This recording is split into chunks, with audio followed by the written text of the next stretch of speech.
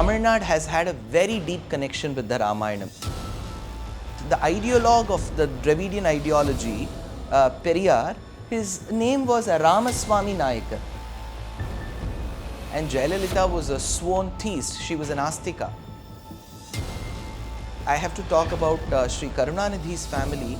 I am sure he has to put forth these questions to his daughter-in-law. So the Tamil literature is supportive of Rama.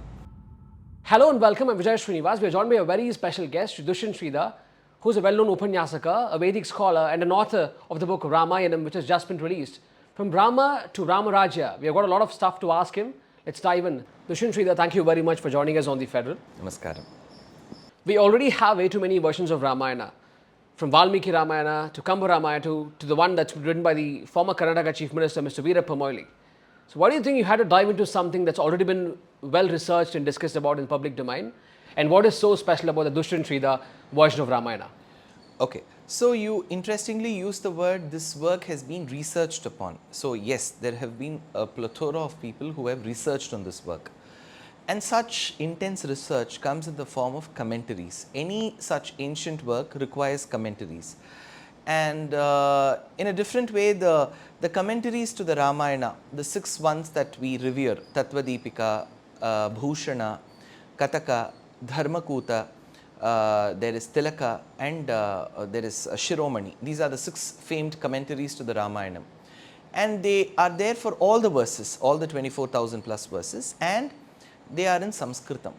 So now what happens is, these commentators have really worked very hard to bring the answers to certain questions, pertinent questions that may come in the minds of the readers. So such answers are still hidden in these commentaries. So I thought I should give a version which is enjoyable across ages. So this book that I have authored is based on the Valmiki Ramayanam and its commentaries. But I do draw inspiration from the Tamil Kamba Ramayanam, from the Malayalam Ramayanam, from the Kannada Ramayanam, from Tulsidasa's Ramacharita. So there has been inspiration from all these works. Nevertheless, when I give it in an enjoyable, readable format, people across ages can appreciate. So yes, there has been Rajaji's Ramayanam. I've read in my childhood. I'm sure most of them would have. But it is a very abridged version of the Ramayana. So I have made it into 2 volumes. The volume 1 is slated for release, and it has close to 92,000 plus words, and then there will be volume 2. So I have tried to be as to make the version as readable and enjoyable and relatable as possible, but it's up to the readers to decide whether it is good or not. In Tamil politics, Ramayana has always been a contentious topic. Tamil politicians have consistently rejected the idea of Ram, including the former Chief Minister, Mr. Karunanidhi, who has questioned this very existence. If Ramayana is true, how do you convince people that it is a reality? Okay, so now that you have said that political leaders across the spectrum in Tamil Nadu have questioned, I do not know if M.G. Ramachandran has questioned or his wife Janaki has questioned, because both these names are from the Ramayanam. If they believe that the work itself is fictitious, then the names are also.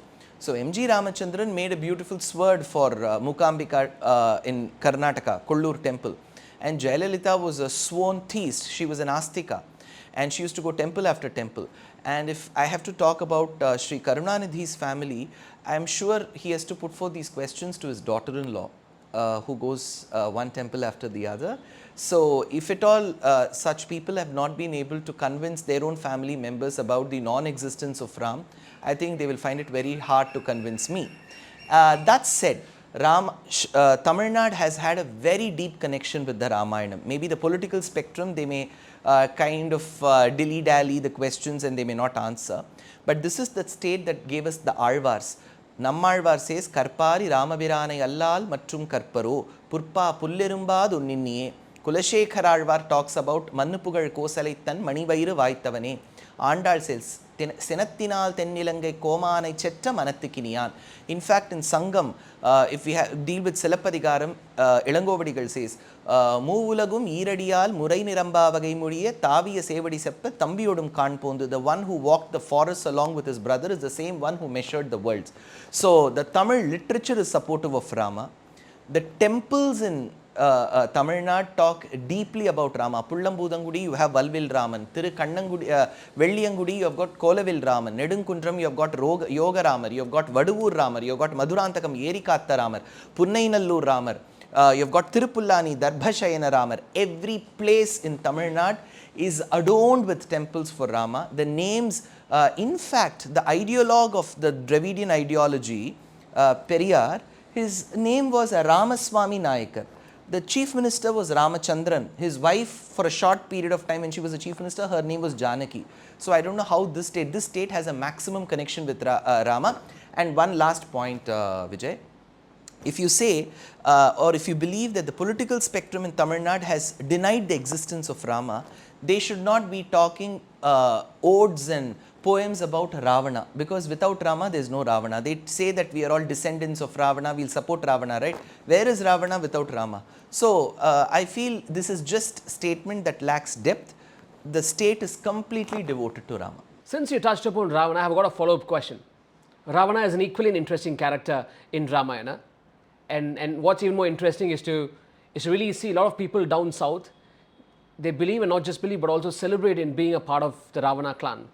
Since you've researched about this topic quite extensively, I want to ask you, is Ravana a Tamilian, and do you see any merits in people celebrating the evil king? Tamil is a very ancient language. It is a classical language. Even the Purvacharyas, the preceptors, have believed that when Hanuman spoke to Sita, he spoke in a Madhura Bhasha, and that Madhura Bhasha should have been Tamil. So there is no denial that Tamil is a very ancient language, a very respected language, a language that I love, a language whose literature that I have read.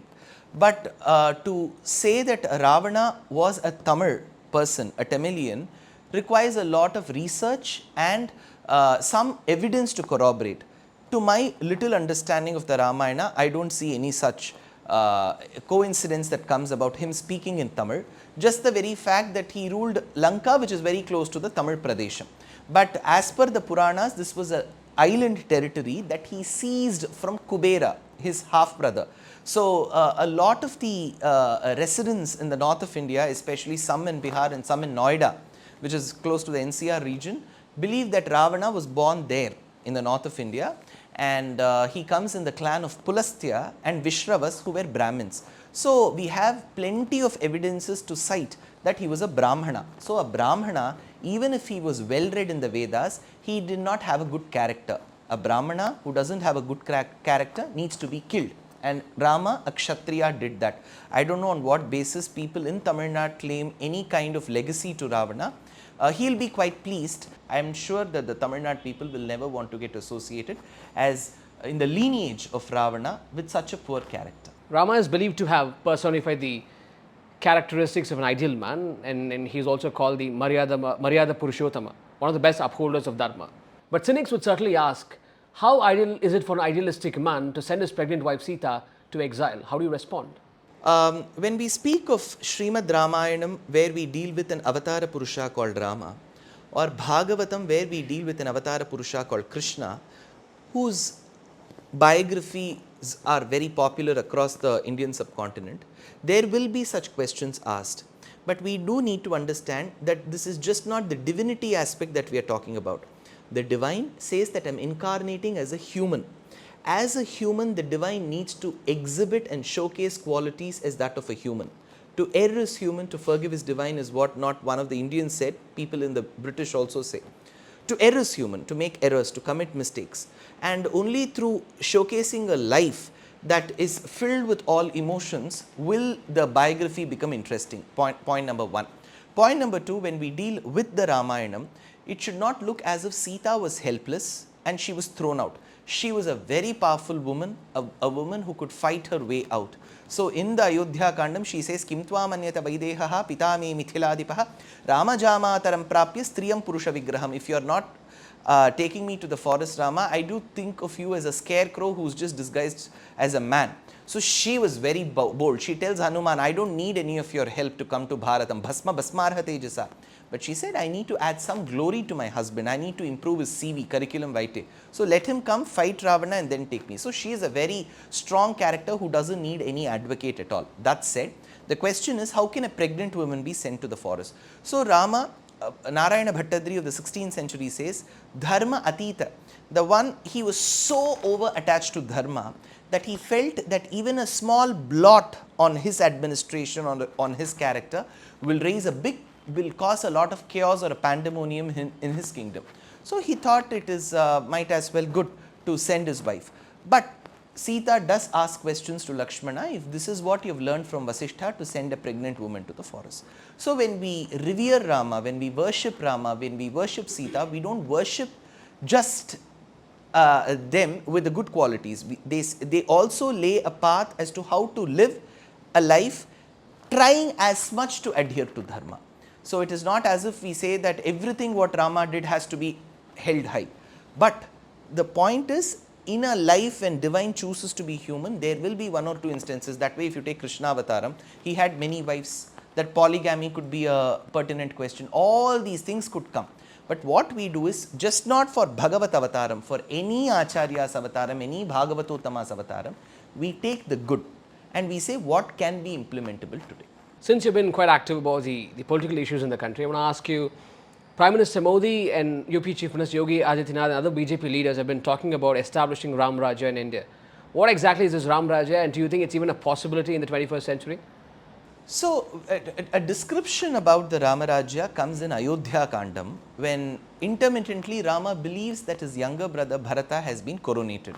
So, when Bharata comes to Chitrakuta to fetch Rama back to Ayodhya, Rama asks a volley of questions.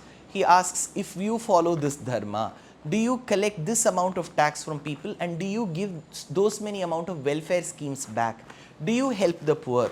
Do you help the needy? Do you respect the women? So he asks a series of 40 to 45 questions. So our commentators, our preceptors have believed that whatever questions he has asked is what Rama Rajya is all about. So if at all Rama was to rule, this is the way he would rule. So all these things should be applicable to any Rajya. Just the name Rama should not make it communal. All these things of, collecting the right amount of tax from people, giving it back to them. He uses the simile where he says, where the waters are taken from the ocean by the clouds and given back to the people through rain, precipitation, through streams and waterfalls. So it is about taking money from people and giving it back to them. So planting of trees, ensuring people have water, all these things Rama talks about. So I don't know, just because the name is Rama Rajya, we should not think it is communal. Probably if Rama Rajya was implemented, people in Delhi will not be facing the water crisis that they are facing today, currently.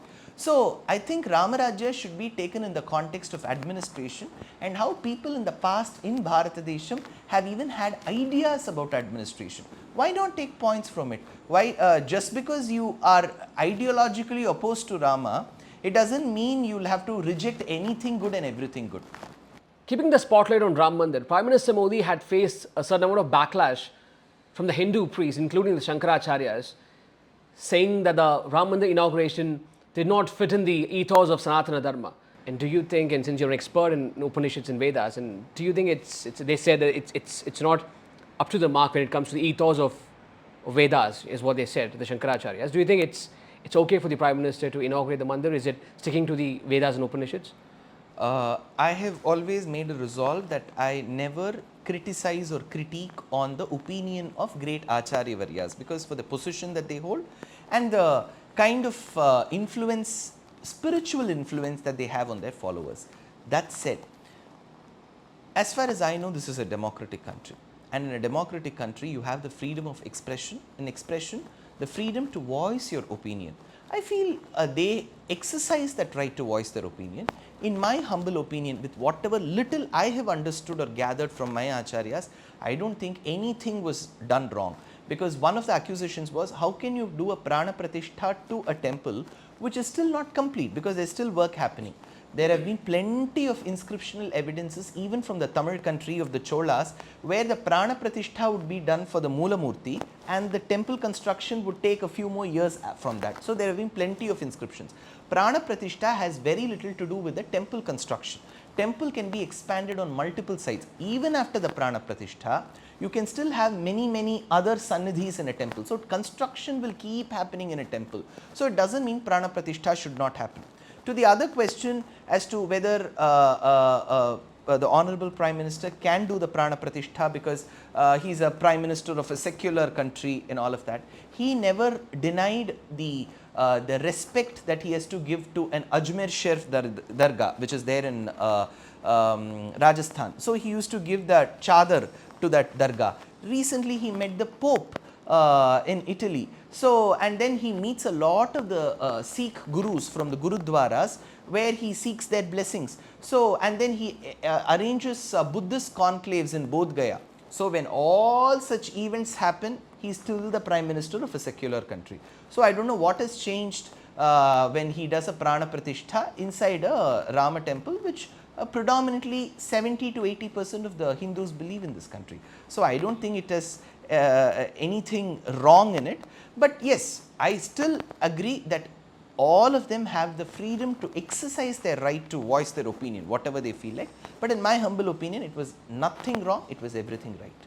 It isn't just the World Yoga Day today, it's also the World Music Day, and we know that you actually sing pretty well. So I'm going to ask you to sing a few verses of whatever you feel like for a federal audience. So this is since you did ask a lot of your questions also based on Tamil Nadu politics. So I'm going to sing a Tamil song on Rama. So that will kind of bring a conclusion to the questions. This is about 300 years old from a work called Ramanatakam. Karulavum sirulavum ithilayil kanni madam tanir munne nindravar yaro ivar yaro enna pero Chandrabimba mukha மலராலே என்னைத்தானே பார்க்கிறார் ஒரு காலே அந்த நாளில் ரோதம் போலே உருகிறார் இந்த நாளில் வந்து சேவை தருகிறார் யாரோ இவர் யாரோ என்ன பேரோ. Of course I know your name. I don't even have to ask enna pero. So that's Vijay. Thank you very much, Dushyant Sridhar. It's been fantastic and nothing less riveting talking to you. And that's a great way to end the conversation with a Carnatic note. Thank you. Namaste.